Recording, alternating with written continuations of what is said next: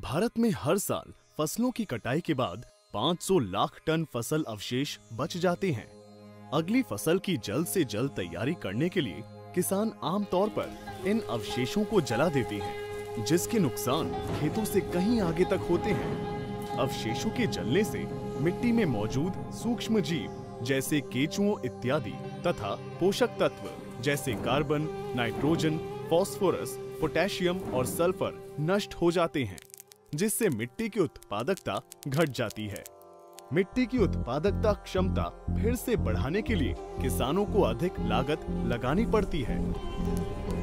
1 ton जलते हुए अवशेष 1600 किलोग्राम हानिकारक गैसें, काला कार्बन और धुआं उत्पन्न करते हैं, जो कि मनुष्यों, खासकर गर्भवती महिलाएं, नवजात शिशु, सम्मानित बुजुर्गों और पशुओं के लिए बहुत खतरनाक है। भारत में दमा और कैंसर रोगों जैसी बढ़ती हुई बीमारियों का बड़ा कारण इन हानिकारक सूक्ष्म कणों का उत्सर्जन है, जो हमारे देश को स्वास्थ्य संकट के गंभीर स्तरों पर ले जा रहा है। पारंपरिक तौर पर फसल कटाई के दौरान किसान स्वयं ही खेत में बचे खूंटों को निकालते थे और विभिन्न तरीकों से इनका इस्तेमाल कर लेते थे। लेकिन आजकल कंबाइंड हार्वेस्टर जैसे कटाई के मशीनीकृत तरीके से फसल अवशेषों को खेतों में खड़ा छोड़ देते हैं और किसान समय और पैसे बचाने के भ्रम में फसल अवशेषों को जला देते हैं। किसान भाई अवशेषों को जलाने के बजाय विभिन्न उपयोगों में ला सके, इस उद्देश्य से भारत सरकार कई नए कदम उठा रही है, जिसमें किसानों की जागरूकता बढ़ाना, उनके लिए किफायती मशीनें उपलब्ध कराना और अवशेषों की बिक्री के लिए नए रास्ते बनाना शामिल हैं। फसल अवशेष के अनेक उपयोग। फसल अवशेष या पराली किसानों के लिए कई प्रकार से लाभदायक है। पराली को मिट्टी में मिलाने से मिट्टी की उर्वरता काफी मात्रा में बढ़ जाती है। पराली में पाए जाने वाले नाइट्रोजन, फास्फोरस, पोटेशियम और सल्फर मिट्टी में पोषक तत्व एवं कार्बनिक पदार्थों की मात्रा बढ़ाते हैं, जिससे उत्पादन लागत में तो कमी आती ही है और आग से होने वाली हानि से खेत भी बच जाता है। हमारे किसान भाई चॉपर द्वारा फसल अवशेष को खेत में ही छोटे छोटे टुकड़ों में काटने के बाद उन पर बायोवेस्ट डिकम्पोजर का छिड़काव, जिसका खर्च 50 रुपए प्रति हेक्टेयर तक ही जाता है, तथा डिस्क प्लाउड से गहरी जुताई कर बेहतरीन खाद में बदल सकते हैं। वे अगली फसल की बुआई के दौरान खेत के एक अलग हिस्से में ही पराली की कंपोस्टिंग करके जैविक खाद बना सकते हैं। फसल अवशेष को खेत में ऐसे ही छोड़ देने से मिट्टी में नमी बनी रहती है और भूमिगत जलस्तर में ही सुधार होता है। फसल अवशेष पशुओं के लिए उत्कृष्ट चारा होता है, विशेष रूप से गेहूं, जिसमें हरा चारा, बिनौले तथा सरसों की खल को मिलाने पर ये पशुओं के स्वास्थ्य और दूध उत्पादन में सुधार लाता है।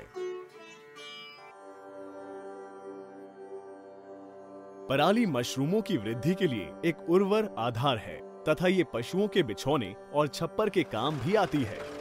फसल अवशेषों की कई उद्योगों में बहुत मांग है। कागज और गत्ता उद्योग के लिए ये लुगदी का बहुमूल्य स्रोत है और ऊर्जा के उत्पादन में ये उत्कृष्ट जैव ईंधन है।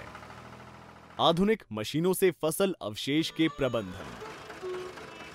ट्रैक्टर से चलने वाली हैप्पी सीडर मशीन खेत में फसल अवशेष होने के बावजूद गेहूं व अन्य फसलों की बुवाई कराती है।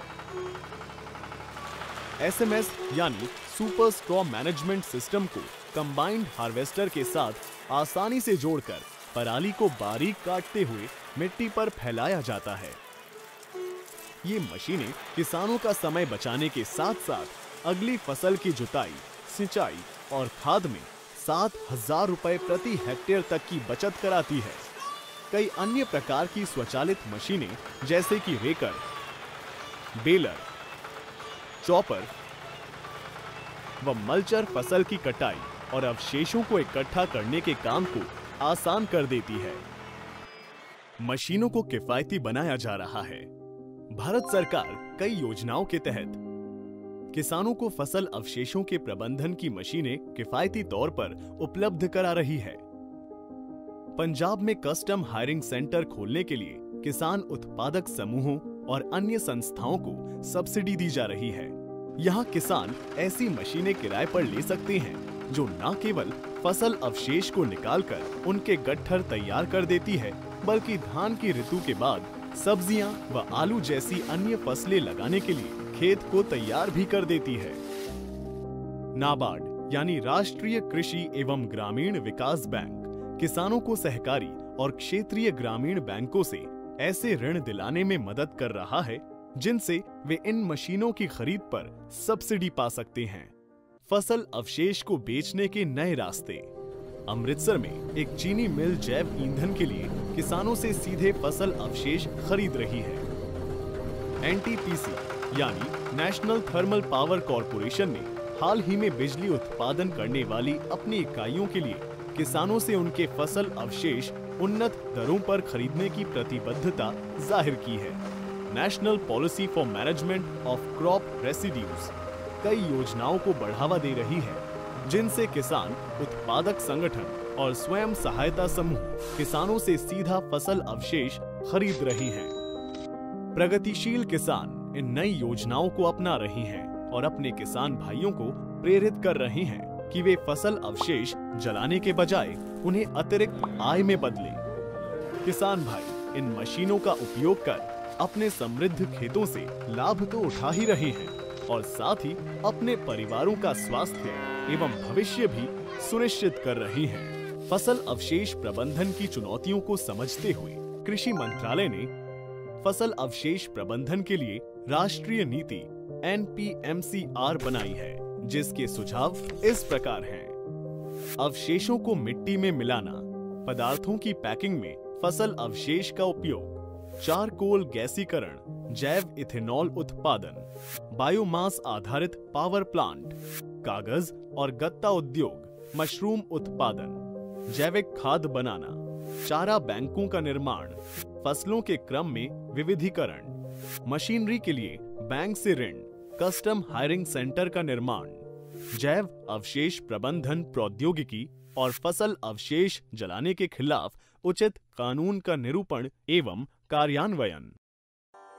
नाबार्ड NAFCC के सहयोग से जलवायु समुत्थानशीलता में पंजाब, हरियाणा, उत्तर प्रदेश और राजस्थान को फसल अवशेष के प्रबंधन में सामर्थ्य बना रहा है। इस परियोजना में विभिन्न उपायों से क्षमता वर्धन करना शामिल है। इनमें से कुछ उपाय हैं: फसल अवशेषों को मिट्टी में मिलाने का प्रदर्शन, फसल अवशेषों को खेत में बेहतरीन खाद में बदलना, बैंक से ऋण के माध्यम से लोगों को happy seeder, mulcher, land leveller आदि मशीनें दिलाना, पशु आहार बैंकों की स्थापना करना, प्रायोगिक तौर पर फसलों का विविधीकरण, पशु आहार विकास JLG, FPO, किसानों के लिए एकत्रीकरण इकाइयां स्थापित करना, कस्टम हायरिंग सेंटरों की स्थापना, सहजीकरण केंद्र और स्थानीय उद्यमियों, स्थानीय संस्थाओं, नागरिक समाज के संगठनों आदि के द्वारा स्थानीय स्तर पर जैव ईंधन से आधारित बिजली उत्पादन एवं ब्रिकेट बनाने वाली इकाइयों की स्थापना इत्यादि। आप भारत सरकार के पर्यावरण, वन एवं जलवायु परिवर्तन मंत्रालय की वेबसाइट के यहाँ दिए गए लिंक पर जाकर अधिक जानकारी पा सकते हैं।